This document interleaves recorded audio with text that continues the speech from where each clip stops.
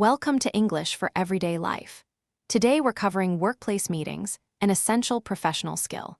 Whether you're chairing a meeting, contributing ideas, or keeping things on track, this vocabulary is indispensable. Every effective meeting has an agenda, a list of topics to be covered, ideally shared before the meeting so everyone can prepare.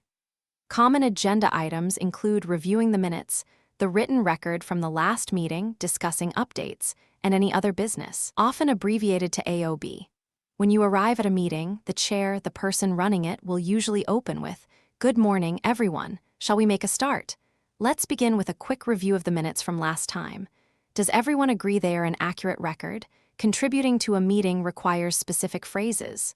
To add a point, say, "I'd like to add something to that," or "If I could just come in here," or "Building on what James said, I think we also need to consider." These phrases show you're engaged and connected to the discussion. Keeping meetings on track is a real skill. If the discussion drifts, the chair might say, "Let's bring this back to the agenda." Or, "Could we park that for now and come back to it?" Parking a discussion means noting it without resolving it immediately so it doesn't derail the main agenda. When a decision needs to be made, you might hear, "Shall we take a vote on this?" Or, "Can we reach a consensus?" A consensus means everyone or most people agree on a course of action.